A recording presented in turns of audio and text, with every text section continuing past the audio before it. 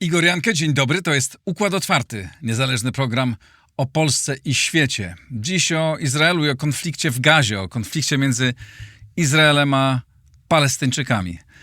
Pozdrawiam wszystkich patronów. Dzięki serdeczne za wasze wsparcie. Jest ono niezwykle ważne. Zachęcam do dołączenia do tego grona. Możecie to zrobić na moim profilu w serwisie patronite.pl. Link do tego serwisu znajdziecie pod nagraniem.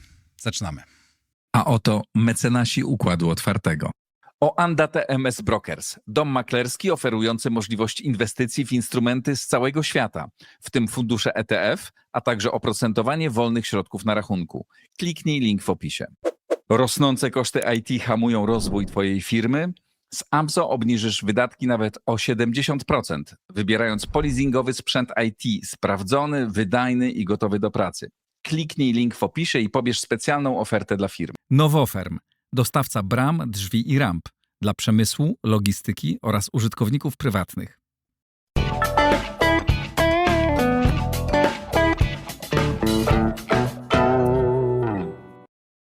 Piotr Stychowicz.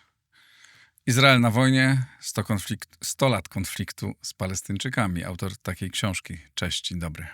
Shalom, salam alejkum. Shalom. Kto odpowiada za cierpienie Palestyńczyków?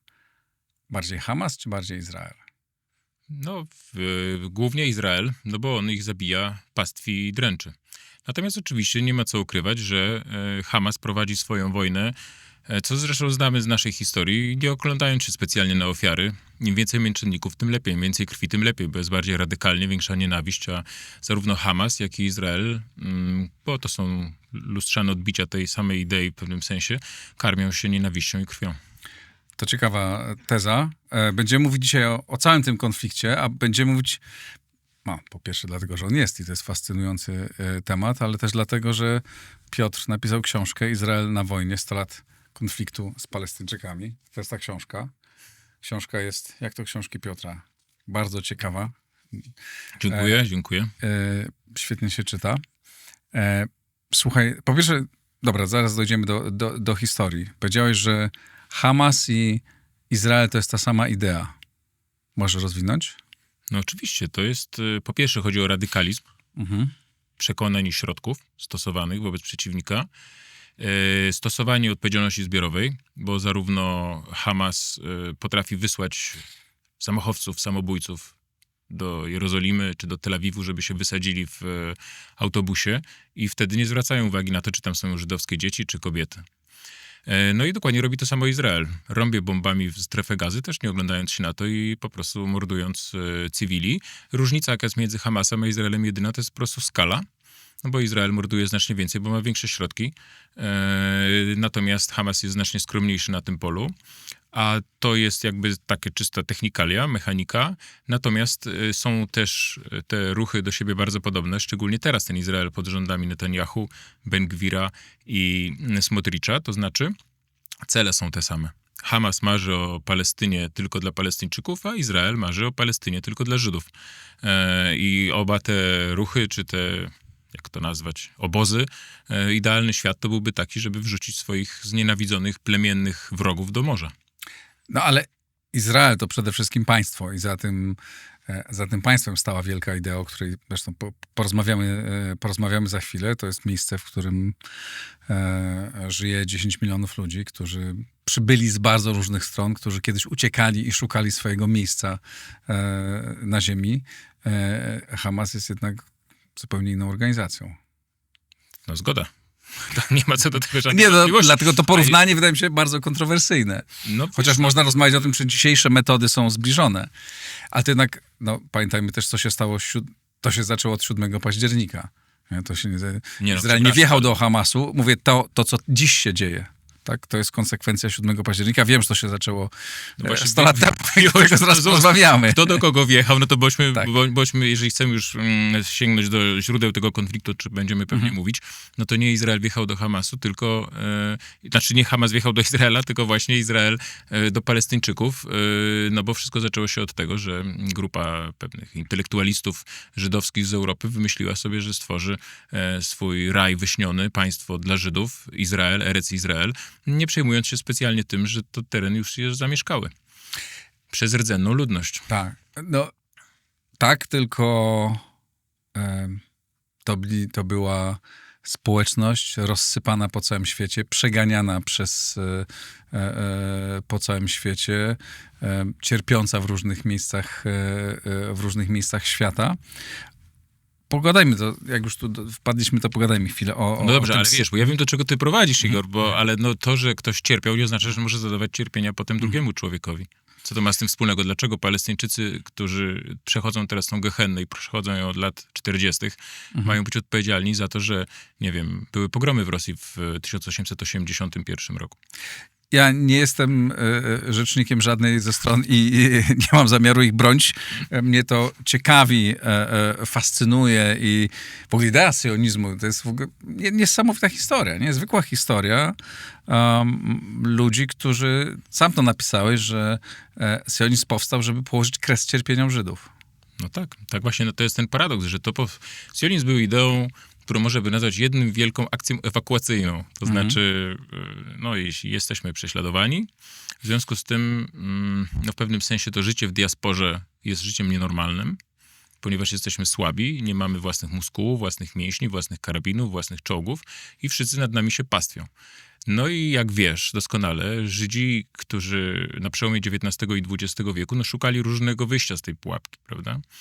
Spora część szukała w komunizmie, inni się po prostu asymilowali, czyli zostawali Polakami, przychodzili tam na katolicyzm czy protestantyzm, zależnie w jakim kraju mieszkali. No a inni sięgnęli po ideę nacjonalizmu, tak jak wszystkie zresztą narody wówczas, bo te nacjonalizmy się rodziły na przełomie XIX-XX wieku i powiedzieli, będziemy tacy jak inni. No, chociaż Zbudujemy swój kraj. Duża część się nie asymilowała, żyła w swoich społecznościach bardzo specyficznych i które pewnie to one najczęściej wywoływały takie emocje, no bo ci ludzie byli inni w różnych miejscach, a inność zawsze wywołuje emocje. To u nas. No ci na zachodzie Żydzi byli na ogół już bardzo zesymilowani, w związku z tym wiesz, pamiętaj, że jak te bandziory z SA biły szyby w trakcie Nocy Kryształowej, to ci sklepikarze żydowscy wywieszali żelazne krzyże z I wojny światowej. Mówili, jesteśmy tacy jak wy. Wszystko, co nas różni, to że nasi przodkowie wyznawali judaizm i mieli świętą rację. Dla tych bydlaków oczywiście to nie miało żadnego znaczenia. Także tak, no to jest, wiesz, właśnie ten paradoks wpisany w ideę sionistyczną. To znaczy to, że to, co zrodziło się ze szczytnych ideałów Teodora Herzla i innych tych żydowskich intelektualistów, wiesz, oni siedzieli w kawiarniach zadymionych Wiednia, Paryża i tam sobie zaokładali te swoje organizacje sionistyczne, no przemieniło się w to, co mamy teraz, czyli małe militarystyczne, szowinistyczne państewko, które po prostu pastwi się i dokonuje ludobójstwa na masową skalę swoich bezbronnych sąsiadów. No, smutna historia. No ale też państwo, które stało się ziemią dla tych ludzi, którzy byli... Ja wiem, że nie jest wytłumaczeniem to, co teraz się robi, bo nic nie jest wytłumaczeniem tego, co bombardowania i niszczenia domów i mordowania ludzi. No ale ci ludzie szukali swojego miejsca na ziemi. Nie? I byli tak strasznie doświadczeni, jak żadna inna nacja. No nie wiem, czy żadna inna, trzeba się tam zastanowić. Okay, nad ale tym, kogo tam w tych strasznych, krwawych dziejach naszej nieudanego gatunku ludzkiego, co tu dużo mówić, kto się nad kim bardziej pastwił. Znasz jakieś bardziej udane? Słuchaj, O tak, zdecydowanie, owczarki niemieckie. Natomiast mówiąc absolutnie poważnie, no to oczywiście ja rozumiem, to jest taka narracja sionistyczna, prawda? Stała się na niesprawiedliwość, w związku z tym trzeba tej sprawiedliwości szukać. Natomiast to jest narracja, to jest prawda. No, nie jest to prawda, ponieważ Holokaust nie jest prawdą, to, że nie byli przeganiani po całym świecie, nie jest. Nie jest prawdą takie stwierdzenie, że można, jeżeli ktoś zaznał jakiś krzywd, zwalić się komuś do niego do domu i stworzyć sobie państwo kompletnie wymyślone, prawda? Przez właśnie, tak jak powiedziałem, ta książka Judesstaat Herzla, no to była pewna konstrukcja. Zwróć uwagę, że sionizm jest taką ideologią XX wieku, czy też przełomu XIX-XX wieku, jakich było wiele w tamtym czasie, rozpolitykowanych ideologii nacjonalizm, narodowy socjalizm, komunizm, sionizm, no wiesz, wszystko się strasznie są te prądy ideowe. No i teraz, kiedy doszło do tego słynnego planu podziału Palestyny na stronę żydowską i palestyńską w 1947 roku, no to Palestyńczycy mówili, dlaczego my mamy płacić, bo ta sama była argumentacja, której ty teraz przytaczasz, prawda? No Żydzi bardzo się wycierpieli, szczególnie w trakcie Holokaustu, w związku z tym należy im się państwo, jakiś skrawek na ziemi, żeby tam się czuli wreszcie dobrze i bezpiecznie.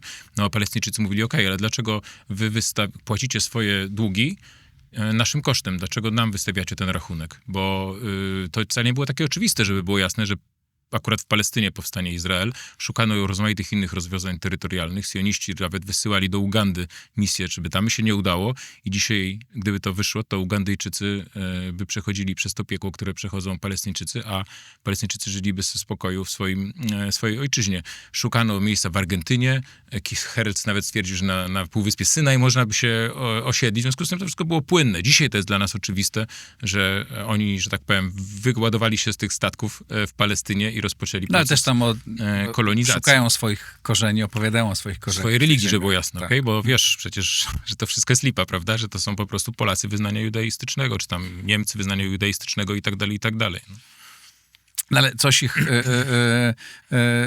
coś ich łączy. Ale jest historia tego, jak oni budowali to państwo, no to jest historia nieprawdopodobnie ciężkiej pracy, wyrywania tej pustyni, nawadniania, budowania krok po kroku rozmaitych miejsc, aż zbudowali państwo, które w niektórych sferach jest ultranowoczesne, niezwykle sprawne. Wiesz co, to jest historia mieszana. Jeżeli tak chciałbyś spojrzeć na bilans sionizmu. To znaczy, bez wątpienia sioniści odnieśli największy sukces spośród tych wszystkich ideologii, o których mówiliśmy. Prawda? No bo kto tam pamięta o tych wszystkich ideologiach, które były modne w XX wieku, ludzie się na nie zabijali, ginęli, cierpieli, a dzisiaj już nic po nich nie zostało. Sionizm trwa. I to na pewno jest pierwszy sukces. Sukcesem sionizmu jest po pierwsze, największym moim zdaniem, że stworzono naród żydowski. Z wyznawców judaizmu.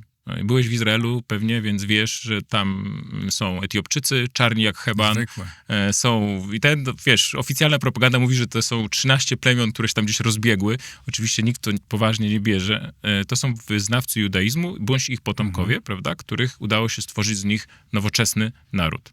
Swoją drogą to jest fascynujące. No, ale nie ma takiego kraju, który jest takim zlepkiem, na tak małym terenie, tak? Bo można powiedzieć, Stany Zjednoczone są krajem bardzo Ale różnorodnym. tam nie ma tej narodowości, prawda, w Stanach, ale zwróć uwagę, że jak już chcemy sobie dyskutować, to Kaszubi i górale z Podhala mają tyle samo wspólnego ze sobą, co nie wiem, Żydzi z Polski z Żydami z Hiszpanii. To narody są pewnymi sztucznymi tworami, które się wymyśla, potem wypełnia które się powoli treścią. tworzą. No, Oczywiście, że rzadko jest tak, tak, że no. ktoś to zaprojektuje od początku do końca. Ja myślę, że to jest projektowane. Jednak potem musisz mieć wojsko i dajesz tych ludzi do wojska, a potem dajesz ich do szkoły i tam już z nich zrobisz dobrych Polaków, Izraelczyków, czy tam kogo chcesz. Jak masz ten cały aparat państwowy. Ale do czego zmierzam? Czy sionizm jest ideologią sukcesu? Tak, bo stworzył naród żydowski. Tak, bo stworzył rzecz, która wydawała się niewyobrażalna. Stworzył państwo żydowskie, prawda? Natomiast pamiętaj o czymś jednym, że sionizm porwał ze sobą te olbrzymie masy Żydów, którzy zdecydowali się, szczególnie w tych pierwszych pionierskich czasach, na bardzo odważny krok. No wiesz, rzucasz wszystko i lądujesz na pustyni, w obcym kraju, w obcej przyrodzie i musisz tam sobie to nowe życie poukładać od początku. Porwał ich taką obietnicą, którą sioniści złożyli i której moim zdaniem nie dotrzymali tym ludziom, na tym polega tragedia, że wreszcie nie będzie was nikt bił po twarzy.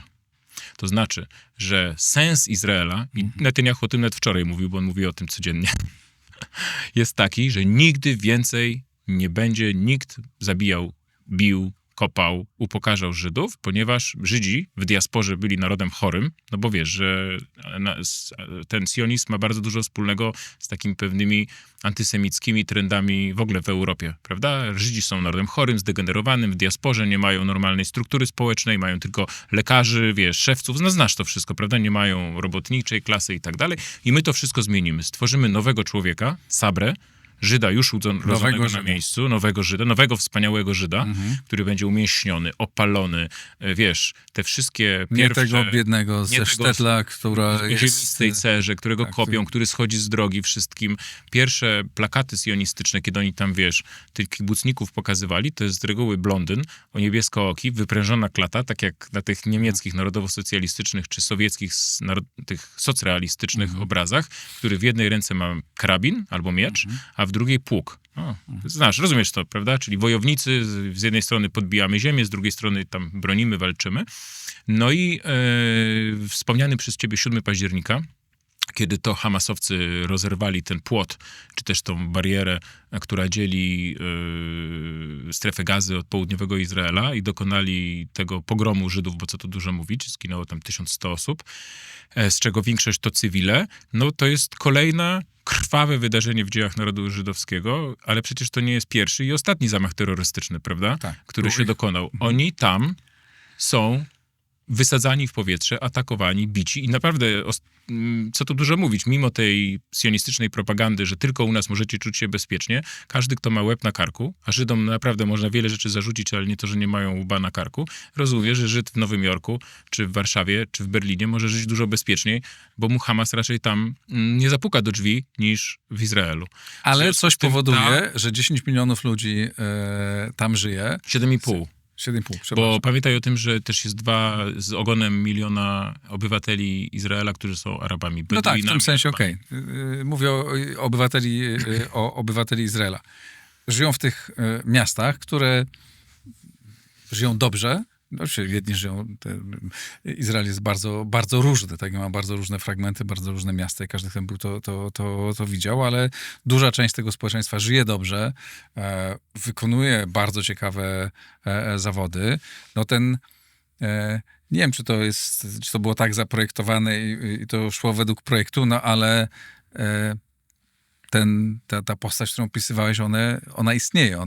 Ci ludzie chodzą, to służą w wojsku, budują niezwykłe firmy high-techowe, służą w najbardziej bitnej armii na świecie i większość Wiesz tych co, z ludzi tym ostatnim żyje to sobie lepiej. Przepraszam cię bardzo, no Igor, ale mi, wiesz, odpłynąłeś w tej chwili, przepraszam, że ci mówię w swoich planach na cześć państwa Izrael, które rzeczywiście jest imponujące, ale wydaje mi się, że jednak, że większe jaja mają żołnierze walczący dzisiaj na froncie ukraińsko-rosyjskim, bo walczą przeciwko czołgom, dronom, a Izraelszczycy pastwią się nad bezbronnymi Palestyńczykami. Nie, absolutnie masz rację, to porównanie do jednej z najbardziej sprawnych, tak? Sprawnych, no nie mają takiej wojny, tak szerokiej, no dzisiaj mieli różne ta historia kilkudziesięciu lat istnienia państwa Izrael to jest historia iluś wojen, najczęściej wygrywanych bardzo szybko. To już jest przeszłość. To Senewrati. Były wojny w 67 roku, w 56 wcześniej, czy w 73, które były takimi blitzkriegami. Tak. To był ten apogeum siły militarnej Izraela.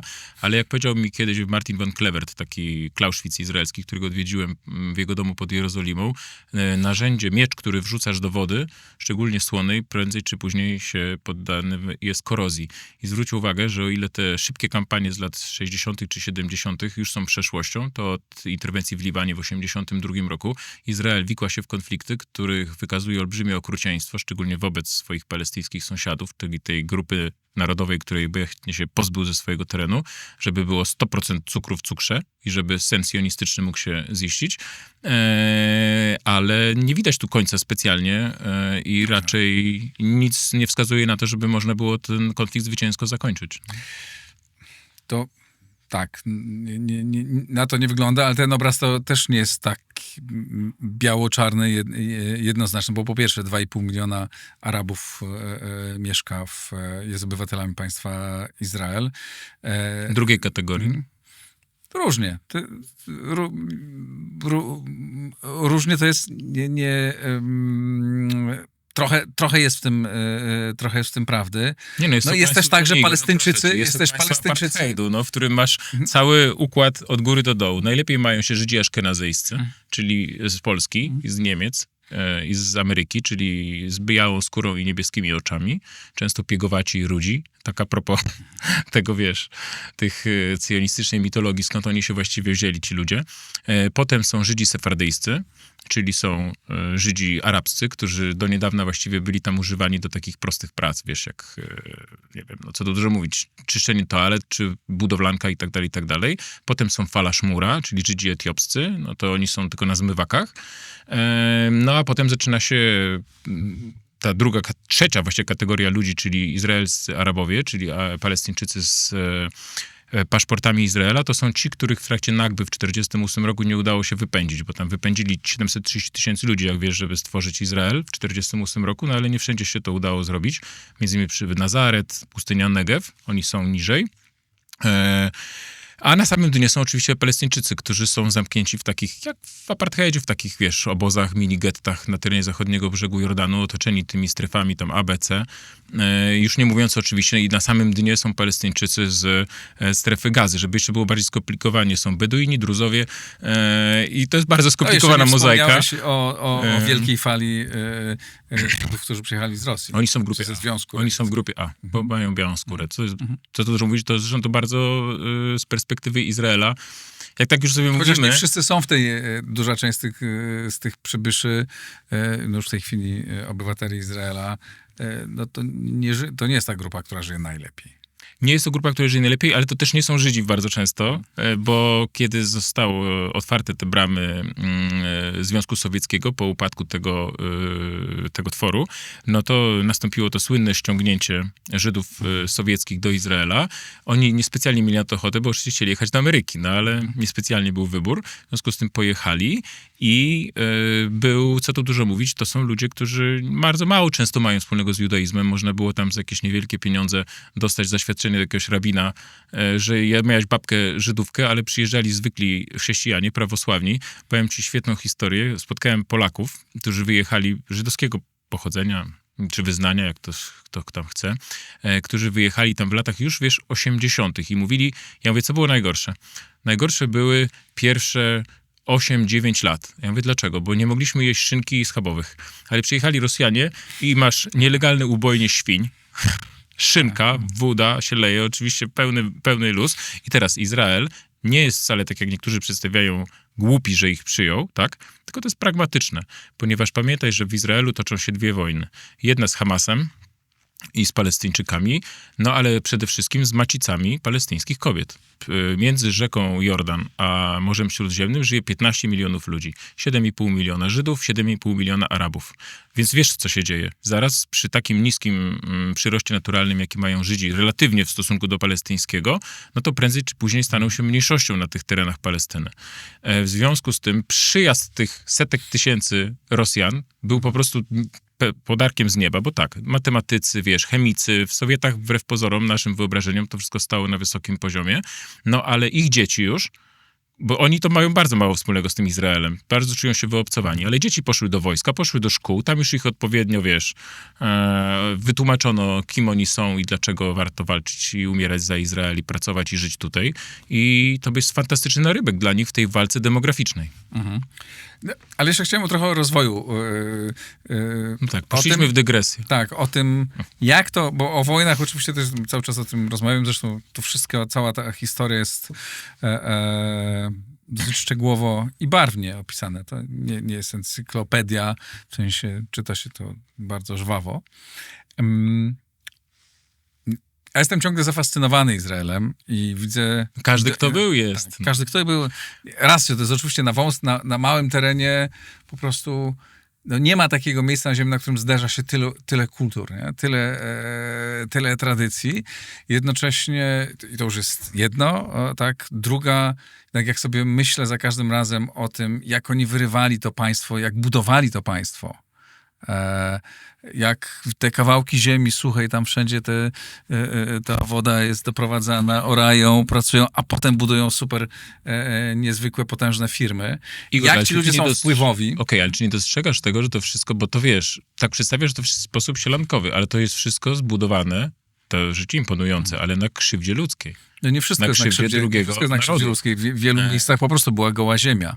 No nie, przede wszystkim to nie jest takie proste, bo źródła sionistyczne co do tego jednak mają pewne wątpliwości, to Mówię znaczy... o tym, że nie mieszkali ludzie, że po prostu nic nie było i na tych miejscach budowali... No właśnie posłuchaj, to nie jest tak. To znaczy, oczywiście, gdzieś tam znajdziesz pewnie jakiś skrawek pustyni, który rzeczywiście według tego sionistycznego hasła leżał odłogiem przez 3000 lat, dopóki nie przybyliśmy my, nie wiem, z Kijowa i nie zakwitła pustynia jak róża, bo to jest to hasło sionistyczne.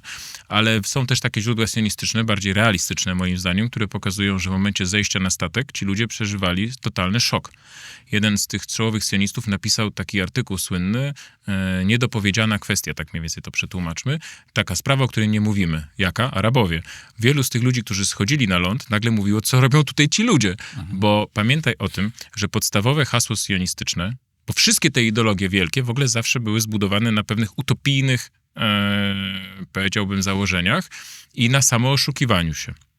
To znaczy, w tym przypadku tym czołowym sionistycznym hasłem było to, że to jest ziemia bez ludu, dla ludu bez ziemi. No, do połowy tak, to było prawdziwe, no bo Żydzi byli ludem bez ziemi, no ale ta ziemia miała swój lud. I te źródła sionistyczne mówią o tym, że jednak ta ziemia była zagospodarowana. To był taki układ, że byli efendi, to byli tacy, no powiedzmy, no odpowiedniki naszej szlachty arabskiej, która tam sobie, wiesz, siedziała w dużych miastach, głównie w Damaszku, w Jerozolimie i tak dalej. No i tak zwani felachowie na północy dzisiejszego Izraela, czyli chłopi, którzy jednak obrabiali tą ziemię. I to wyglądało nie na tej zasadzie, że przychodzili pionierzy, wiesz, wbijali jak Louis Armstrong, jak Neil Armstrong, na Księżycu flagę Stanów Zjednoczonych i jesteśmy, proszę, tu są nasze kratery, jesteśmy pierwsi, tylko ta ziemia była kupowana od efendich, którzy zdradzili w pewnym sensie sprawę z perspektywy dzisiejszej, tak? No wtedy to była abstrakcja, którzy sprzedawali po prostu tą ziemię żydowskim przybyszom za funty, szterlingi i dolary, które wykładał Rothschild bardzo często, z reguły nawet, powiedziałbym. I na początku, w pierwszej fazie, ci arabscy felachowie, którzy tam byli, pracowali w tych wielkich moszawach jako taka tania siła robocza, no ale potem, kiedy w tej ideologii sionistycznej pod wpływem prądów i nacjonalistycznych XX wieku zwyciężył pomysł, że jednak ten Izrael nie będzie tworem kolonialnym na wzór Kenii, tak? Czyli Żydzi są narodem plantatorów, a Arabowie wykonują te proste prace i żyjemy w jakiejś symbiozie, tylko zrobimy nowoczesne państwo narodowe. Rozpoczęło się takie hasło podbój przez pracę, podbój ziemi i tak dalej, wiesz, tak wszystkie te kampanie i ci ludzie byli po prostu rugowani stamtąd i sprowadzano Żydów z Europy Wschodniej, żeby obrabiali tą ziemię do kibuców, do moszaw i potem do innych tego typu przedsięwzięć i tych falachów wyrzucano z tej ziemi, którą oni dzierżawili od tych fedainów, a tamci chętnie brali tą kasę. W związku z tym to był jakby pierwszy moment, w którym naprawdę zaczęło iskrzyć pomiędzy przybyszami a Arabami, którzy początkowo, tak wiesz, nawet fajnie, no ktoś tutaj przyjeżdża, coś się dzieje, nie? Ale w momencie, kiedy... Inwestor, tak, no. Jednak płacili im, prawda, w tych moszawach, no ale potem, kiedy zaczęli, było tak... żydowska praca musi iść w żydowskie ręce, prawda? No i wtedy zaczęły się już takie problemy socjalne też, no, bo ci ludzie byli nagle z dnia na dzień pozbawiani życia i tak powstał ten radykalny proletariat palestyński, który dzisiaj rzuca kamieniami i butelkami z benzyną w transportery opancerzone na zachodnim brzegu Jordanu. Ale jednocześnie zbudowano bardzo nowoczesne państwo. No to jest fakt. To nie jest tak, że tam było to państwo, oni komuś je zabrali, przejęli te miasta, przejęli te fabryki, przejęli te firmy technologiczne, które później tylko troszkę udoskonalili. Nie, no oni je zbudowali. Jak znasz ten region, no to Izrael się różni od wszystkiego, co jest wokół. Wiesz co, jak pierwszy raz pojechałem w 2003 roku do Izraela i zacząłem się zajmować tymi sprawami, to rzeczywiście Izrael był dużo nowocześniejszy niż jego sąsiedzi, no ale dzisiaj jest w stosunku na przykład do Dubaju, Emiratów Arabskich czy innych krajów, to już jest skansenem. Ale co chcę ci powiedzieć? A to są bardzo wyjątkowe miejsca. Okej, ale a propos tego sukcesu. Z pewnych powodów, no mieli to samo, co Norwegowie. Tak? Prawda.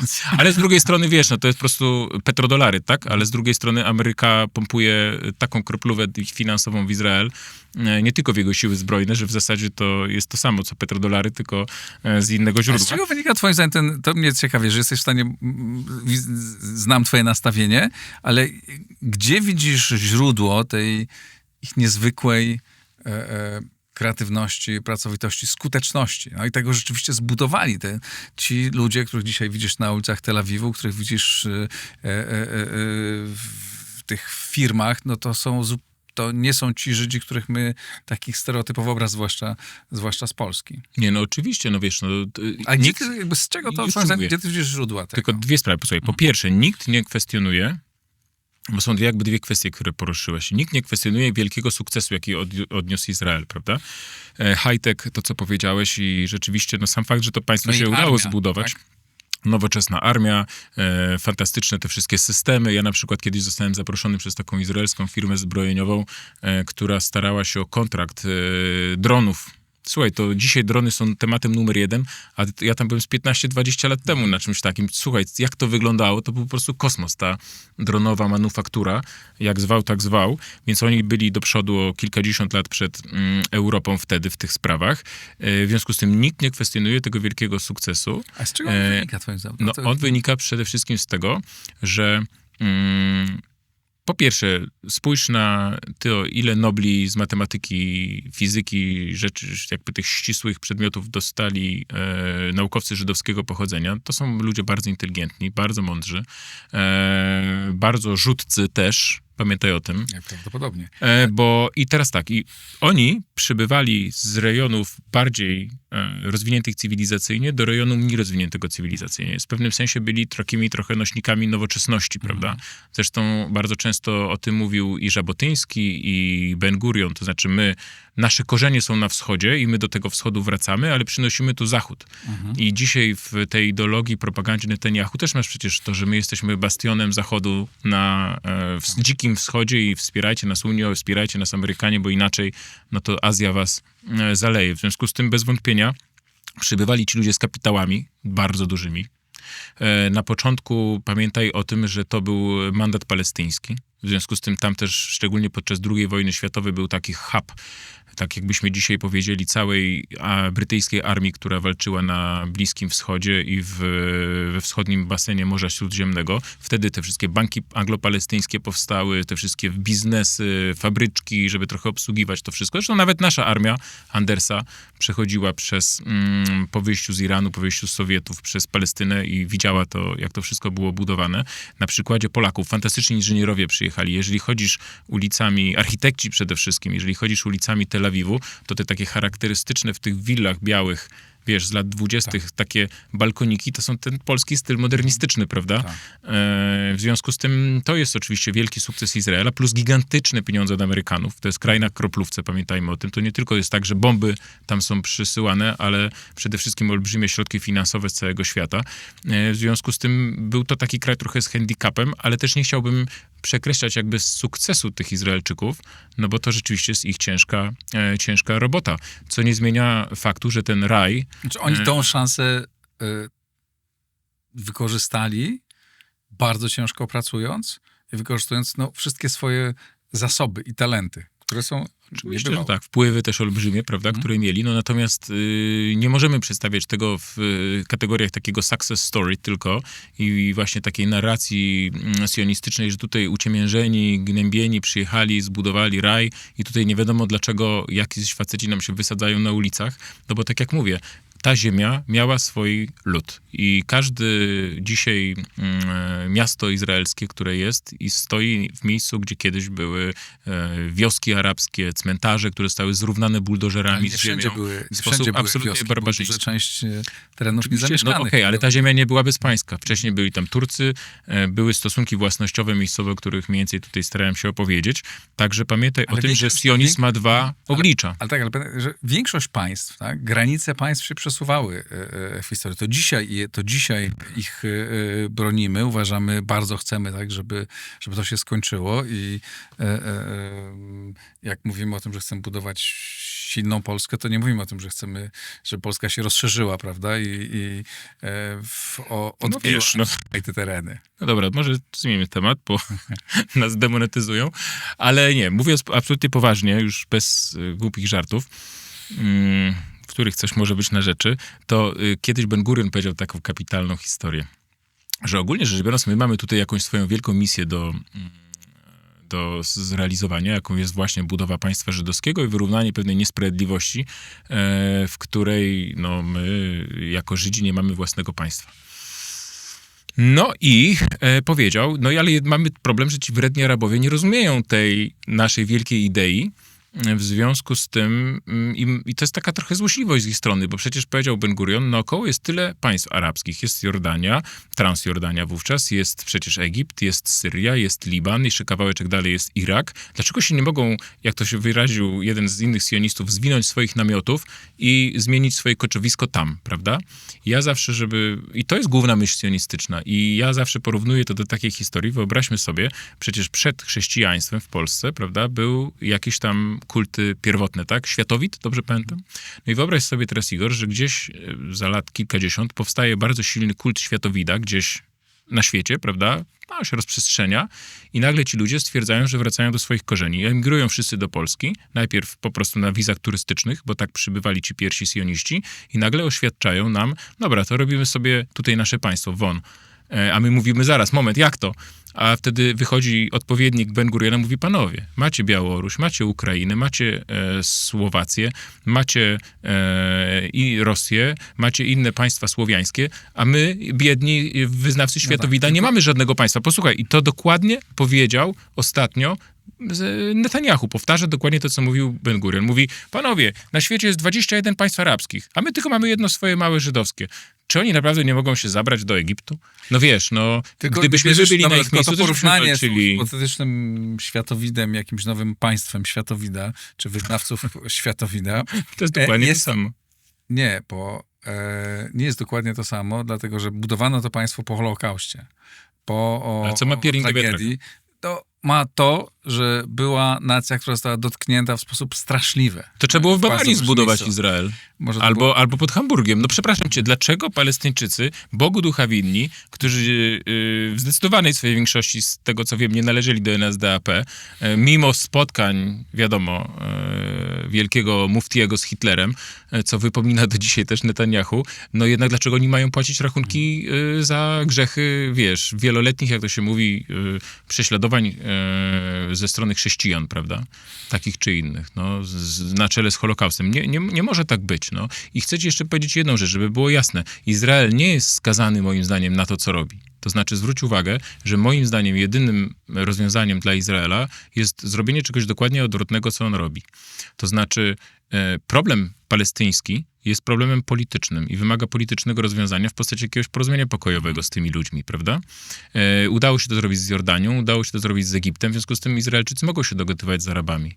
Ale niestety ze względu na właśnie tą ideologię sionistyczną, do której teraz jeszcze, bo na początku to był socjalistyczny, był ten sionizm, lewicowy. Tak. Teraz on się stał fundamentalistyczny religijnie, co już w ogóle zamyka jakby dyskusję, bo no trudno o kompromis. Duża część Izraela nie jest dzisiaj religijna, jest bardzo dużo ludzi świeckich i w zasadzie to oni dominują w państwie. Chociaż No tak. Oczywiście ci połowie religijni dzisiaj są w rządzie i mają większy wpływ. No oczywiście, że mają, natomiast pamiętaj też, że świeccy Żydzi oczywiście nie lubią się z reguły z tymi religijnymi, bardzo nawet, ale w ostatnim badaniu opinii publicznej 82% Izraelczyków powiedziało, że trzeba wykopać 2,3 miliona Palestyńczyków ze strefy Gazy i to zaorać wszystko. W związku z tym ten radykalizm... Robienie sondaży w państwie, to znaczy mi się też to nie podoba, jak ktoś tak mówi, ale wyobraź sobie sytuację, że ktoś wjeżdża do nas dzisiaj i morduje w taki sposób, jak oni to zrobili, jak zrobili to hamasowcy, dzieci, no wyobrażam młodych sobie. ludzi, tak, strzelają na koncercie, tak, torturują i tak dalej, i tak dalej. No i teraz wjeżdżają ci, powiedzmy, nie wiem, załóżmy, że to są Białorusini, tak, żeby nie byli Ruscy, bo jakby to jest za proste. I ci Białorusini, jakiś tam partia białoruska, też nie reprezentuje wszystkich Białorusinów, tak?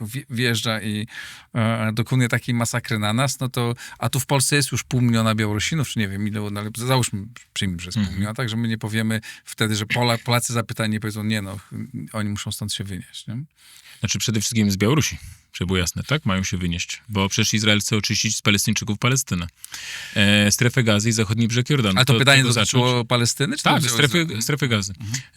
Ale do czego zmierzam? Chodzi o to, że po pierwsze, jak się pytasz w takiej emocji, jaka tam jest straszna, w tej traumie, która jest po obu stronach, nie? Wiem. Okej, tylko Igor, 2 argumenty przeciwko temu, co powiedziałeś. Pierwszy, to żeby w ogóle ta sytuacja, żeby to porównanie twoje polsko-białoruskie było prawdziwe, musielibyśmy najpierw zamknąć tych wszystkich Białorusinów w jednym wielkim getcie i strzelać do nich z góry i ich mordować.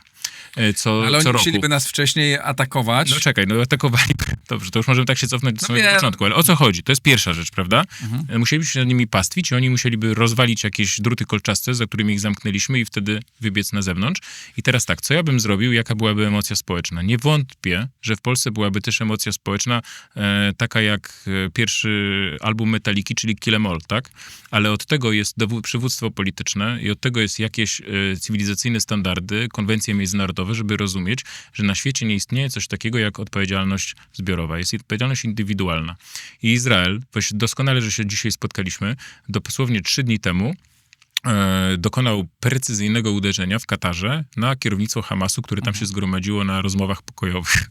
Abstrahując od tego, czy to był dirty trick, czy nie, no to raz. W 2024 roku dron izraelski wleciał do sypialni w Teheranie, w którym spał Ismail Haniyeh, główny przywódca Hamasu. W związku z tym Izrael od bardzo dawna pokazywał, że ma doskonałe rozwiązania technologiczne, o czym zresztą mówiłeś, które są pokłosiem jego sukcesu gospodarczego i technologicznego, że potrafi dokonywać precyzyjnych uderzeń w konkretnych ludzi. Słynął. Tak? Z tego słynął. W związku z tym, jeżeli pytasz mnie, jaka byłaby moja emocja po takim ataku na Polskę, to bym powiedział tak. Wszyscy odpowiedzialni za zorganizowanie tego, przeprowadzenie, biorący udział powinni zostać dopadnięci i zabici.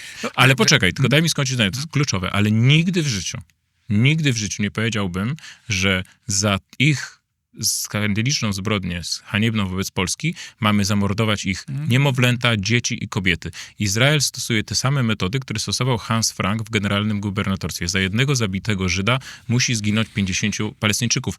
I nie możesz, Igor, teraz, że tak powiem, pokazywać, przestań mówić, ponieważ to jest fakt. Ma 66 700 osób obecnie, na ten moment, kiedy my rozmawiamy, minimum zamordowanych, zabitych przez bomby izraelskie. Jest to zastosowanie niedopuszczalnej w naszej cywilizacji zasady odpowiedzialności zbiorowej i zabijanie dzieci, kuzynów, po prostu współobywateli, ludzi, którzy nam zrobili krzywdę. No tak po prostu się nie dzieje. Tak nie można robić. I to jest grzech Izraela i dlatego mówimy o ludobójstwie. I jeszcze ostatnia rzecz. W tym wszystkim nie jest tylko odruch zemsty, nie jest emocja, o której ty mówisz, tylko jest plan tego, żeby dokończyć robotę, jak mówią radykalni sioniści, którą rozpoczęliśmy w 1948. My nie chcemy tych ludzi. Izrael ma być żydowskim państwem dla Żydów 100%, z których trzeba się pozbyć Palestyńczyków. W związku z tym zamach z 7 października jest pretekstem do czystki etnicznej.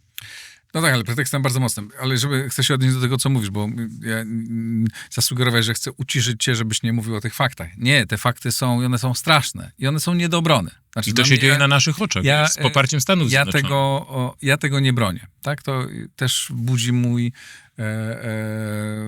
protest i moją niechęć. I tak też tak sobie niedawno myślałem, czy bym chciał pojechać do Izraela, pomijając tam kwestię bezpieczeństwa, tak? To mam mniejszą chęć niż wcześniej, chociaż jestem bardzo tym państwem, tym narodem, całą historią zafascynowany.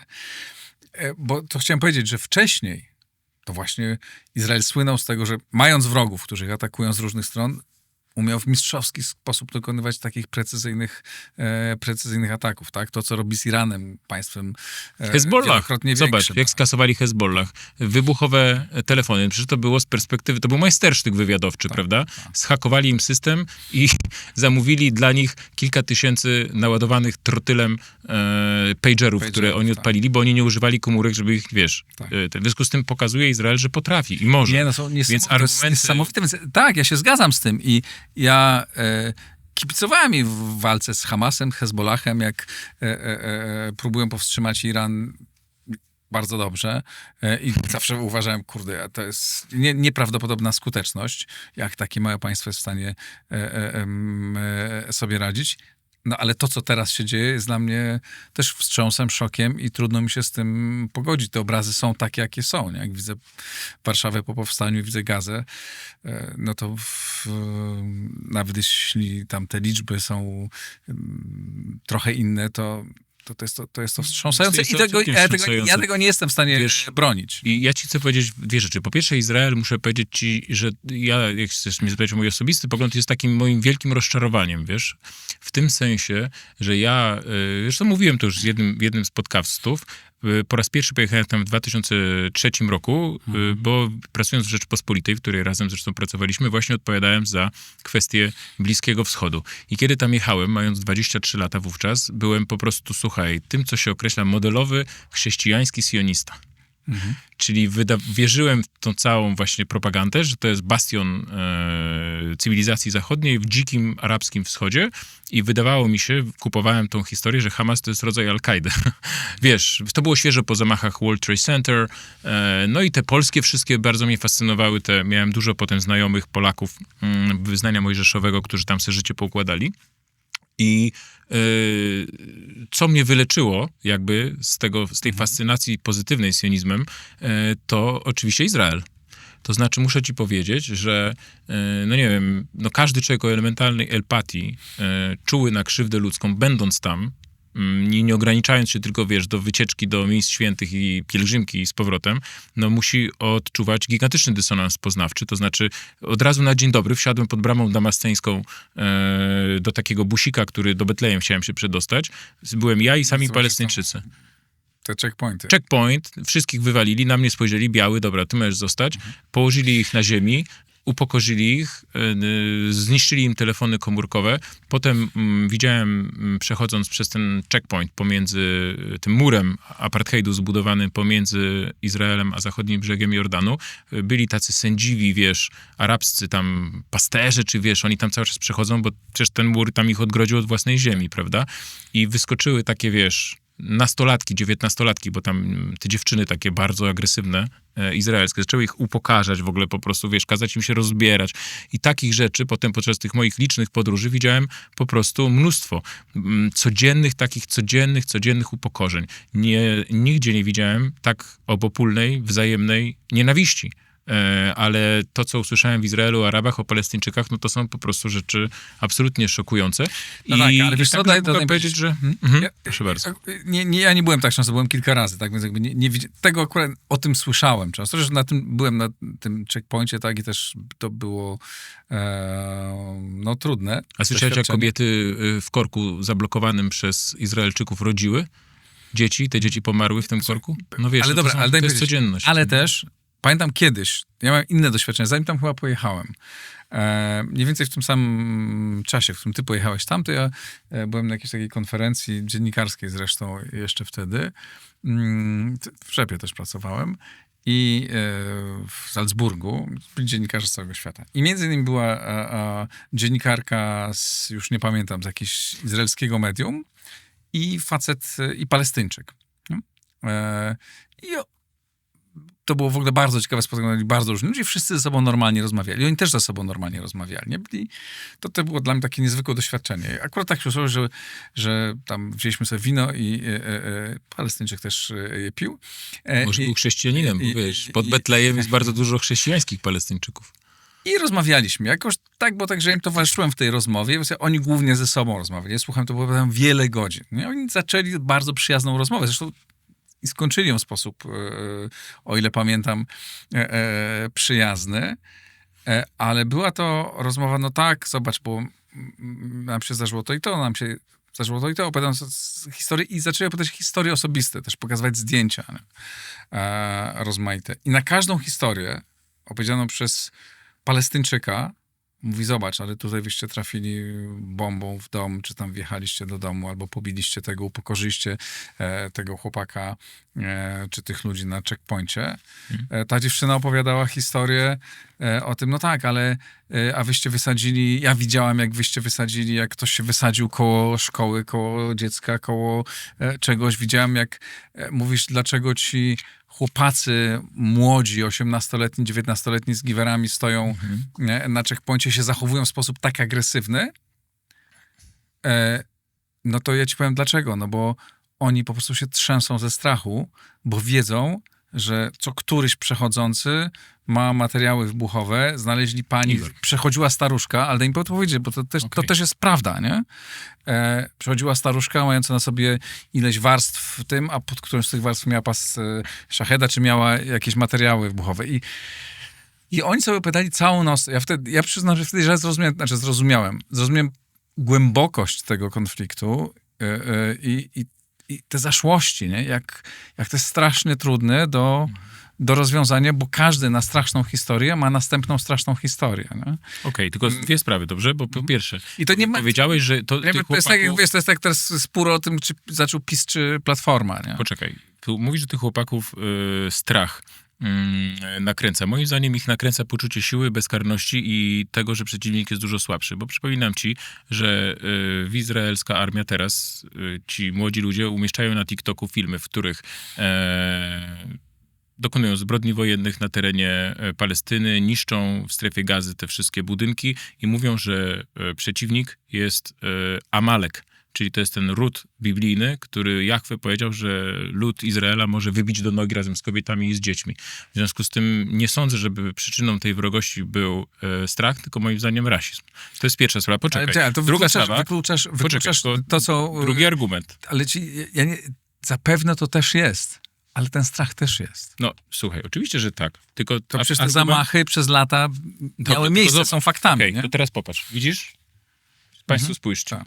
Po tej stronie jest tabelka ze stratami palestyńskimi rok do roku od 2008 do 2021 roku. Więc jeżeli mówisz mi, że spotyka się Arab z Żydówką albo odwrotnie i mówią sobie o wzajemnych zbrodniach, to też znajmy proporcje. Te paski to są zabici Palestyńczycy, a te paski to są zabici Izraelczycy. Więc nie ma symetrii win. Wy nas, my nas, krwawy konflikt, pogódźmy się i tak dalej. No jednak ta asymetria jest gigantyczna. Izraelskie żniwo śmierci jest znacznie większe niż, kilkudziesięciokrotnie większe niż w Palestynie. Przypomnę, że w tym ataku, o którym mówiliśmy 7 października, od którego się zaczęła ta obecna eskalacja, zginęło 1195 osób, a obecnie mamy już co najmniej 70 000 potwierdzonych ofiar, a pewnie jeszcze ze 20 000 pod gruzami. Także rozumiem jakby co chcesz powiedzieć, ale jakby fakty i liczby pokazują, że jest jednak gigantyczna asymetria i też jest gigantyczna asymetria w stosunku do tego, w jaki sposób Izrael traktuje prawo międzynarodowe. Bo mówiłem o tym już krótko, ale w 1947 roku ONZ, kierując się właśnie tą logiką, że trzeba Żydom jakoś w sposób wynagrodzić ten Holokaust i innymi też powodami, o których piszę w książce, dokonał tak zwanego planu podziału Palestyny, partition plan. On zakładał, że tak mniej więcej 50-50 to zostanie podzielone, chyba 56% dla Żydów, 40 tam parę dla Palestyńczyków. W trakcie wojny 1948 roku Izrael zaatakował te tereny, które zostały przyznane państwu arabskiemu i zajął 78% Palestyny. Czyli te dwa ogryzki, które zostały z tej Palestyny dla Arabów, czyli zachodni brzeg Jordanu i strefa Gazy, to jest 22% oryginalnej Palestyny. I kiedy wreszcie doszło do tego procesu pokojowego w Camp David, pamiętasz te wszystkie porozumienia, tam spotkania, Madryt i tak dalej, Oslo, no to o co to się rozbiło? O to się rozbiło, że Izrael mówił, no jeszcze dajcie kawałek z tego 22%, nie? Bo Arafat, który wcześniej był wierny idei, wiesz, Palestyna od morza do rzeki, czyli wypad i robimy jedną wielką Palestynę, powiedział, dobra, zadowolimy się tymi 22%. Izrael powiedział, nie, nam to mało, chcemy jeszcze kawałek. I de facto teraz jest taka historia, że na zachodnim brzegu Jordanu, tej większej części Palestyny, no bo wiesz, strefa Gazy to jest taki tam paseczek 40-kilometrowy, 360 km² wzdłuż wybrzeża Morza Śródziemnego, ten główny część Palestyny to jest zachodni brzeg Jordanu, tam mieszka 2,9 miliona Palestyńczyków, no to zostało podzielone na takie strefy i ci Palestyńczycy zostali zamknięci w takich mini gettach, a wokół nich powstają zamieszkałe głównie przez amerykańskich fanatyków po prostu religijnych osadników, którzy im żyć nie dają, co tu dużo mówić, i Izrael już właśnie ogłosił, że planuje aneksję tej części zachodniego brzegu Jordanu. W związku z tym moim zdaniem potępiam terror. To, co powiedziałem na samym początku. Facet, który wchodzi z Hamasu do autobusu i wysadza się w powietrze, zabijając niewinne kobiety i dzieci, jest zbrodniarzem. Gdyby nie to, że się wysadził w powietrze, dałbym mu KS-a. Ale znajmy też proporcje i wiedzmy, kto prowadzi walkę narodowo-wyzwoleńczą, a kto jest okupantem. No, okupantem jest Izrael, a Palestyńczycy walczą o wolność swojej ojczyzny i każdy naród na ich miejscu by walczył przeciwko przybyszom z oceanu, którzy nagle stwierdzili, dobra, robimy sobie u was państwo. Jak tłumaczysz to? Bo Izrael jest, o czym mówiliśmy na początku, nieprawdopodobnie zróżnicowany. Nie? Chyba nie ma pod wieloma względami. Nie tylko religijnymi, kulturowymi, ale też ideologicznymi. kraju, który jest po prostu tak zróżnicowany. To jest po prostu taki kocioł, nie? Na takim małym... na No takim... porównaj Tel Awiw z Jerozolimą, nie? Z jednej strony Jerozolima się modli, a Tel Awiw się bawi. Tak. Kiedy byłem tam za pierwszym razem, czy za drugim, trzecim, to bardziej mi się Jerozolima podobała. Ale teraz, słuchaj, plaże Tel Awiwu, knajpki, owoce morza, inne przyjemności życia.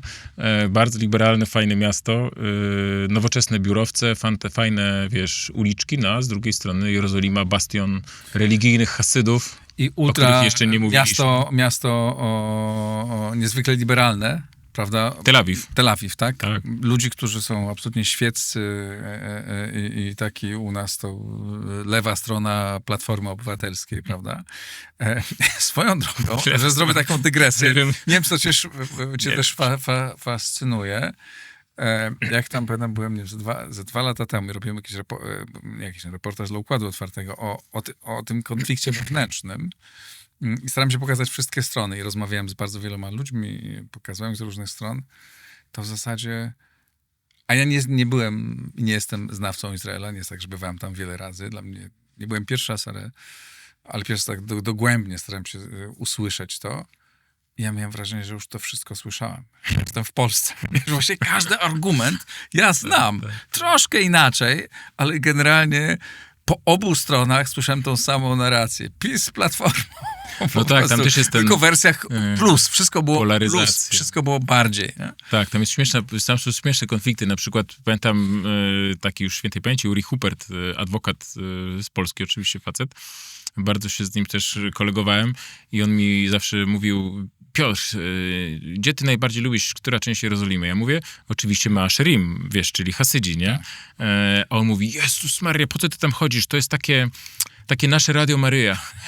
A ten główny rabin tam mówi, Goldberg, to jest taki nasz Rydzyk, taka świnia, to jest po prostu ciemnogród to jest, nie chodź do nich, bądź tu z nami w liberalnym towarzystwie. Ale wszystko, i te liberalne towarzystwa, i te konserwatywne towarzystwa są dużo bardziej liberalne i dużo bardziej konserwatywne niż nasi liberałowie i konserwatyści. No tak, tylko że wiesz, to już wpada w zdrowy fanatyzm w przypadku obu stron, ale muszę ci powiedzieć, że ludzi, jakby to powiedzieć, jakby to ująć delikatnie, no część z tych ludzi ma takie, wiesz, w tych ideach zatraca się tak totalnie, nie? Tak. Trochę jak Amisze, nie? To znaczy na przykład jak idziesz na Measherim, pamiętam, wyjaśnię państwu, to jest w pobliżu, no tak bramy Jaffo, trzeba trochę na lewo pójść kawałeczek i się dochodzi, w Jerozolimie oczywiście, to jest dzielnica, którą zamieszkują po prostu Hasydzi, czyli mają hałaty, bobrowe czapy w szabas, małe sklepiki i żyją tak jak w Sztetlu w Austro-Węgrzech, czy... A to miasto, ta część miasta wygląda tak jak Radom w latach 60. pewnie, tak, nie? tak, no. Nie, no to Do dzisiaj. Tak, trzeba uważać. Raz tam jak debil wracałem z zachodniego brzegu Jordanu i wjechałem samochodem. A wiesz, były światła elektryczne w szabas. Kamieniami mnie obrzucili. No, tak. To była taka jedna śmieszna przygoda, ale oczywiście oni to są ci, którzy plują na chrześcijan. No oni są najbardziej fanatyczni, ale z drugiej strony... Mimo ale to tego nie jest fanatyzmu- dominująca siła absolutnie, to jest marginalna siła. tylko wiesz dzisiaj. co, tylko oni mi się bardzo podobają, dlatego, że oni przypominają mi tych Żydów z opowieści mojego dziadka z Kowieńszczyzny, skąd my się wywodzimy, z których mój dziadek zawsze mówił z taką, wiesz, elementem pobłażliwej sympatii, nie? Ci nasi Żydzi. Każdy ma swoich Żydów. Każdy ma swoich Żydów, ale wtedy w tej strukturze Wielkiego Księstwa Litewskiego, dogorywującego już na początku XX wieku, no to było proste. No wiesz, w dworze się mówiło po polsku, stosunki handlowe widzisz, czyli w żargonie, no a wieś mówiła po litewsku, czy też chałupa. No i tam odnalazłem trochę ten świat, który u nas został eksterminowany. Natomiast kiedy opowiadałem o tych moich pozytywnych... wchodzę do sklepu, wiesz, a tam wychodzi do mnie taki brodaty sklepikarz, tak rozgląda się po tym swoim nędznym sklepiku i mówi: zu viel balagan, co? No i idziesz, wiesz, połączony z jakimś... Tak. I Niemiecki, polski. Tak, ale kiedy, to jakiś taki, jego odmiana idisz, jak on to czuł. Ale chcę ci powiedzieć, że kiedy mówiłem właśnie tym liberalnym, świeckim Żydom o tym, że tam jest tak fajnie, w tym Measherim i lubię tam sobie spacerować, to oni robili wielkie oczy, że ja wchodzę do jakiejś w ogóle, wiesz, jakiegoś rodzaju jakiegoś piekła 7 kręgu, bo oni ich nienawidzą, czasami, powiem ci szczerze, to może ściszmy głos, bardziej niż Palestyńczyków, bo oni wiszą na zasiłkach, bo Tak. mężczyzna... Nie służą w armii. Nie służą w armii, nie narażają 4 liter, ale przede wszystkim oni nie mają czasu na pracę, ponieważ się zgłębiają tajniki Tory. Ich żony nie mogą pracować, ponieważ, uwaga, mają średnio po 8 dzieci. W związku z tym przyrost naturalny w Tel Awiwie masz 2+1, a na Mea Shearim masz 2+8. W związku z tym coraz kolejne zastępy tych młodych chłopców z tymi specyficznymi takimi fryzurami, z tymi pejsami tam wychodzą z tego Mea Shearim i wszyscy wiszą na zasiłkach, bo państwo ich utrzymuje, czyli z pieniędzy tych, którzy nie dość, że muszą narażać się za ten kraj, to jeszcze ładować swoje podatki. Też słyszałem tą niechęć wyrażaną przez wielu mieszkańców Tel Awiwu. Ja widziałem sceny przemocy nawet, które jak się zapuszczali wieczorami na te inne dzielnice ci Hasydzi, to ich tam po prostu poganiali stamtąd. No. Było to dla mnie szokiem kompletnym. Jak po raz pierwszy to widziałem, siedząc na przystanku na słynnej drodze Jaffy, kiedy właśnie doszło do takiego pogonienia przez młodych dresiarzy, co to mówiąc, izraelskich, tych Hasydów, kapelusze spadały, no po prostu sceny, wiesz, tak absurdalne z naszego punktu widzenia, ale rzeczywiście jest to społeczeństwo bardzo pomieszane, a prowadzi wojnę, co powoduje, że to jest ten wielki tygiel emocji. I teraz do tego chciałem dojść, może na końcu do takiej próby podsumowania tego, jak to państwo, zostawiając na boku kwestię powstania i tego, co tam powinno powstać, co jest bardzo trudne dla mnie. Ja nie mam jednoznacznego zdania. Ty masz, ja go nie mam. Ale jakby odłóżmy to na bok. Ja nie mówię, że to nie jest ważne, ale to się stało już, tak? To państwo już tam jest. Mnie ono fascynowało przez lata to, jak oni budowali się, jak umieli się bronić, tak? Jak umieli stworzyć tych ludzi, których, no właśnie tego, nie chcę powiedzieć nowego, bo nie lubię tych wszystkich inżynieryjnych operacji. Ale oni sami tak mówili. Oni sami tak mówili. To był proces wielkiej inżynierii społecznej, prawda? Przekucia jednego typu na zupełnie inny nowy. Też byli, powiedzmy sobie, bo to też jest fascynujące, tak jak w Polsce, tak? No byli Żydzi mieszkający w sztetlach i no, wnoszący wiele do naszej kultury, bo byli zamknięci. No i byli Żydzi, którzy się zasymilowali, Polacy żydowskiego pochodzenia, wśród których jest masę genialnych, fantastycznych, inteligentnych ludzi, którzy zrobili wiele dobrego, mieli wiele dobrego wpływu No jasne, na pewno, wiesz, ja uśmiecham się, bo przypomniałem sobie właśnie historię, którą Szewach Weiss, święty pamięci, mi opowiadał. Kiedyś on do Hajfy przypłynął po wojnie, przetrwał w Drohobyczu chyba, tak jak wiadomo, i przyjeżdża i tam stolik, wiesz, przy tym zejściu z tego trapu, czy tam jak to się mówi, z tego statku, i siedzi komisja sionistyczna i mówi tak, zawód, lekarz, matko boska, znowu lekarz, zawód, adwokat, cholera jasna, 155 adwokat dzisiaj. Mówi tak w końcu, czy jest tu jakiś murarz? Czy jest to jakiś robotnik? Tak. Nie? No, to było po prostu, jak masz ten trójkąt, to on był odwrócony, tak? Czyli to, gdzie to też pewnie jedna z odpowiedzi na pytanie, dlaczego, jak mogli zbudować tak niezwykłe państwo. Oczywiście, no i teraz tak jest. A Buskuły sprowadzili potem po prostu z Bliskiego Wschodu, Arabów wyznania judaistycznego, z tych wszystkich krajów, tak zwanych Żydów sefardyjskich. Mnie to fascynowało, jak to państwo może się budować, jak to państwo umie się bronić, jak to podzielone kompletnie społeczeństwo umie bronić swojego państwa, i że idą, owszem, no, ci radykalni wyznawcy religii nie idą do wojska, ale no, większość państwa idzie, i kobiety i tak dalej, to znamy. I to zróżnicowane społeczeństwo, nie? Dzisiaj jakby jest na tej wojnie. I ja przyznawałem Izraelowi prawo absolutnie do obrony wobec koszmarnego ataku, który zresztą opisujesz go tak, jak on to wygląda w tej książce. Bardzo plastycznie. I nie da się tego obronić i trudno się dziwić, że państwo chciało radykalnie zareagować i to państwo zareagowało bardzo radykalnie. Ale teraz jest jakaś granica, którą przekroczono, której ja zastanawiam się, a gdzie tą granicę powinni postawić? Znaczy, od którego momentu my byśmy powiedzieli, to byśmy policzyli, że dobra, ci zabili 1190, to my możemy 1190, nie? Próbuję teraz znaleźć argumenty na rzecz tego, z którymi to nie są moje argumenty, ale no dobra, no chcą zabezpieczyć, chcą być bezpieczni, chcą, żeby nie spadały już na nich bomby, żeby nie wypadały, żeby w kawiarniach nie wybuchały ładunki i tak dalej, i tak dalej. Gdzie można się zatrzymać i gdzie powinni się zatrzymać i gdzie jest wyjście z tej sytuacji. No, to akurat, wiesz, historia nam doświadcza odpowiedzi na to. Historia, którą w tej książce dokładnie opisałem, tych wszystkich kolejnych eskalacji itd., itd. Otóż Izrael uznał u samego swojego zarania, że ponieważ dysponuje przewagą cywilizacyjno-technologiczną nad Arabami, w związku z tym rozwiązaniem konfliktu jest przemoc. Jeżeli wszystkie dotychczasowe prawie, wszystkie rządy Izraela uznawały, że skoro to nie działa, to trzeba zastosować jeszcze więcej tej przemocy. Na przykładzie strefy Gazy to jest tak zwane strzyżenie trawy. Wiesz, co to znaczy? Czyli jak trawa troszeczkę odrośnie, to jest żargon izraelskiego tych siłowników, trzeba ją troszeczkę przyciąć. Czyli Hamas i Palestyńczycy to trawa, a my jesteśmy jedną wielką kosiarką, którą trzeba tam przeciągnąć po nich. W związku z tym, jaka jest odpowiedź? Odpowiedź jest taka, jeżeli próbujesz coś stosować od 48 roku, czyli 80 lat mniej więcej, tak, i to nie przynosi skutków. Przynosiło. Jak nie przynosi? Przynosiło. A zamach z 7 października? No ja wiem, No, ale chodź, to jest do 7 największa października rzeź. do 7 października to państwo dawało sobie radę. Nie, ale to nie o to mi chodzi. Chodzi mi o to, że przystrzyganie trawy nie powodowało, że ta trawa nie przestaje tylko odrastać, ale pojawiają się też kolce, No które tak. bardzo drastycznie, a przecież to nie jest pierwszy No tak, no to postanowili, że my teraz tą kosiarkę To już- obniżymy ten poziom. i Tak, musimy dokładnie, roz- zetniemy wyczyścić. wszystko. To znaczy, jeżeli sposobem, i oni wyciągają tylko taki wniosek, że skoro przemoc nie zadziałała, to trzeba jej zastosować więcej, i to trwa od 48 roku i nie ma końca konfliktu i oni cały czas żyją w cieniu tych kasamów, tych rakiet, które im spadają na głowy do Sderot, tam do Aszkelonu. Cały czas żyją. 4 dni temu był zamach, Hamasowcy zastrzelili 6 osób w Jerozolimie, gdzieś tam w autobusie czy gdzieś.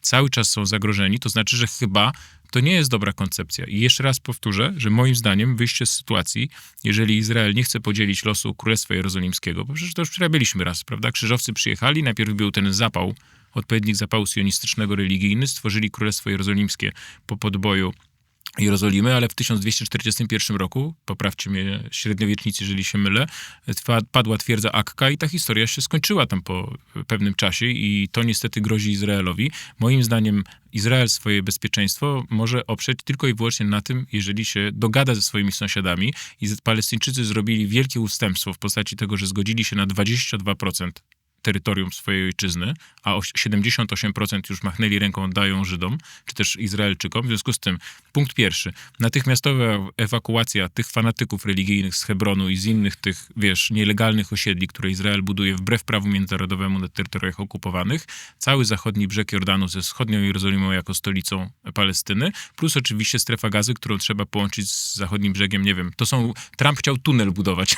Niech se zarobi na tym, na pewno lepiej zarobi niż na tej Rivierze, którą sobie tam wymyślił na trupach w strefie Gazy. W związku z tym moim zdaniem rozwiązaniem jest po prostu rozwiązanie pokojowe. To jest jedyne i Egipt i Jordania pokazały, że to jest jedyny sposób, bo dalsze stosowanie przemocy, dalsza okupacja, dalsze upokarzanie tych ludzi, uwaga, i to jest moim zdaniem kwintesencja zresztą i książki, to jest to, że przemoc moim zdaniem to jest trochę jak kula śniegowa. To znaczy zwróć uwagę, jeżeli dzisiaj zginęło 66 000 Palestyńczyków w strefie Gazy.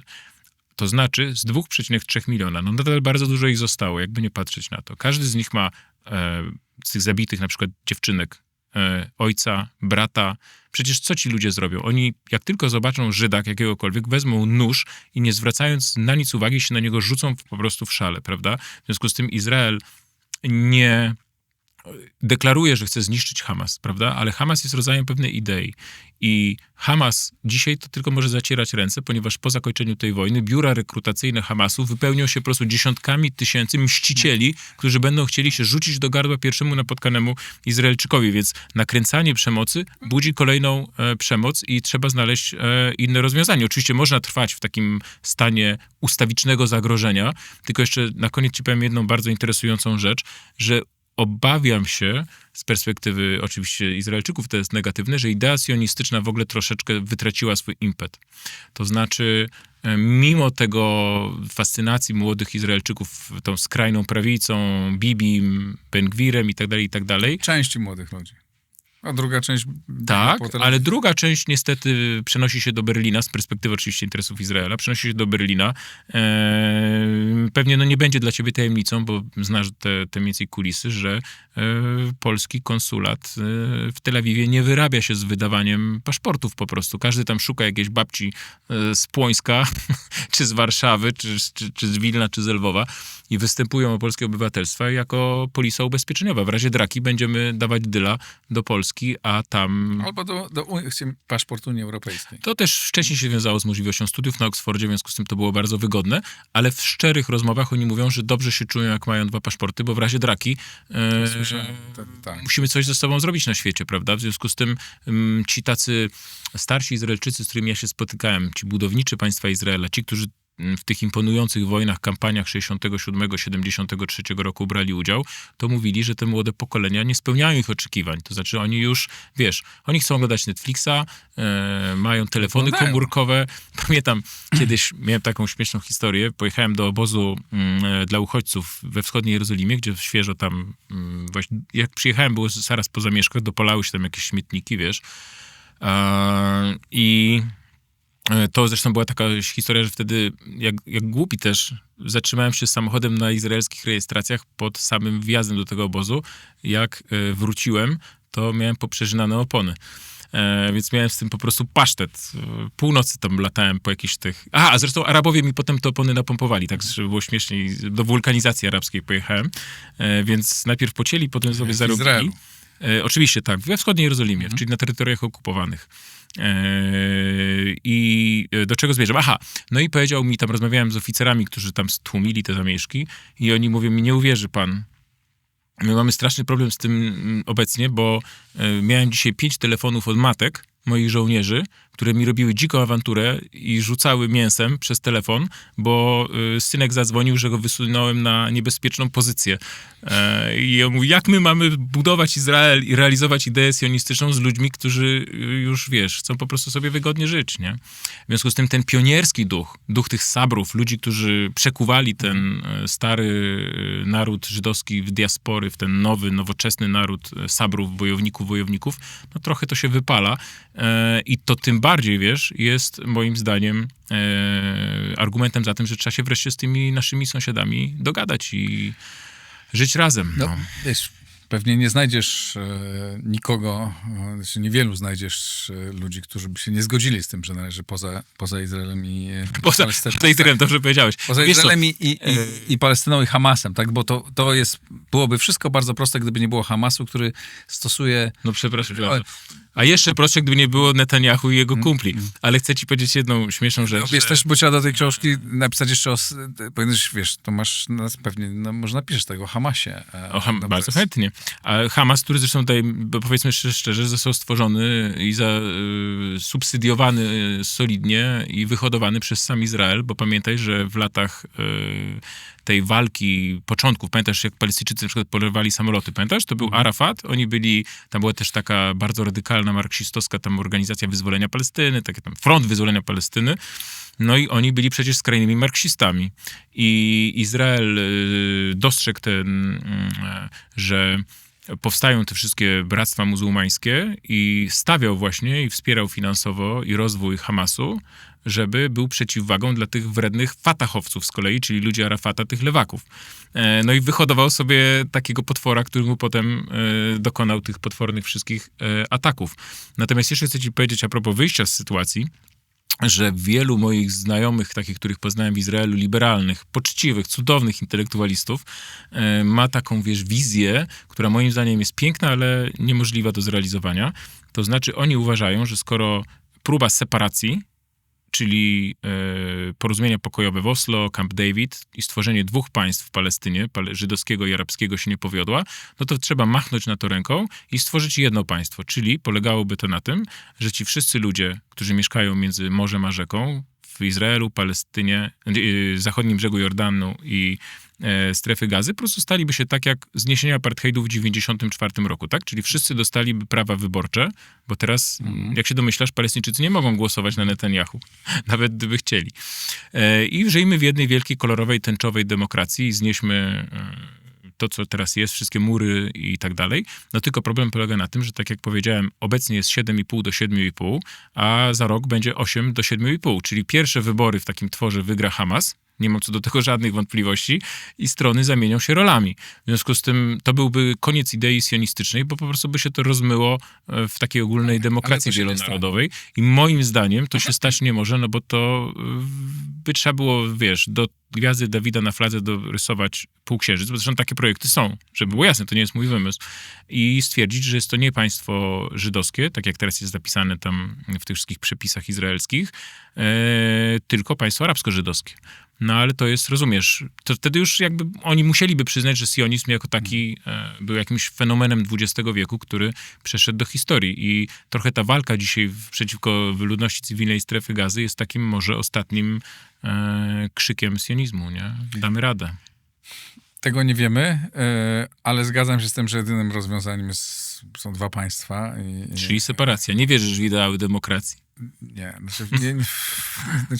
w demokracji nie znam lepszego systemu niż monarchia absolutna? niż bez. Igor. Ale to ja byłbym za, pod warunkiem, że to ja będę miał wpływ na to, kto będzie monarchą absolutnym. Radziwiłł, ja bym chciał Radziwiłł. To zależy jeszcze, ale mamy tylko współczesnych, więc jeżeli możemy mówić o współczesnych Radziwiłłach, możemy też o tym porozmawiać, ale Minister zdrowia. To osobny temat. No bardzo trudne. To na tym sobie kończmy. Dwa państwa, pewnie i tak się nie stanie, więc pewnie będziemy miał temat do następnych, niestety, znaczy na ten temat niestety. Niestety, następne wiesz, książki. Jako puentę naszego spotkania to mogę ci powiedzieć o tym, jak człowiek też się zmienia i inna jest perspektywa 23-latka na to, wiesz, czyli kiedy zacząłem się tym zajmować, a obecnie 45-latka, to znaczy ja byłem tak bezbrzeżnie naiwny wtedy, kiedy zaczynałem, bo tak mówiłem sobie, kurczę, przed chwilą były te porozumienia pokojowe, na pewno zaraz się dogadają, będzie piękna konferencja pokojowa, koniec z terroryzmem, koniec z ostrzałami, shake handy, ja to pojadę na taką konferencję pokojową, opiszę to i za moich czasów, że tak powiem, będzie pokój, spokój i ogólna harmonia pomiędzy tymi dwoma narodami i współpraca. Zobacz, minęło 22 lata, jak ja się zajmuję tematyką izraelską i tam jeżdżę i nie dość, że nie jest lepiej, tylko jest dużo gorzej. Skala nienawiści jest większa. Przypomnę państwu, że to też ten bilans po obu stronach, oczywiście tutaj 1100 osób, a tutaj 66 000, ale mimo wszystko po obu stronach on jest tak wielki, jakiego nigdy nie było. Nigdy nie było czegoś takiego, tak potwornego rozlewu krwi i mam wrażenie, że no już teraz trochę bardziej pragmatycznie na to patrzę i widzę, że nie ma tu żadnego rozwiązania i żadnej nadziei. Nie ma. A ludzie cierpią. Tak. A ludzie cierpią, wiesz, bo wszystko się odbija na zwykłych Izraelczykach i przede wszystkim Palestyńczykach. Bardzo to jest trudne. Piotr, dziękuję ci bardzo. Dziękuję bardzo. To jest układ otwarty, tu nie ma poprawności, można rozmawiać o różnych rzeczach. Ja się nie muszę z wszystkim zgadzać z moimi rozmówcami. Książka bardzo ciekawa, polecam państwu. Dzięki. Dziękuję bardzo. Napiszcie, co sądzicie, wspierajcie układ otwarty na Patronite, tam można to zrobić. Dziękuję, do następnego razu.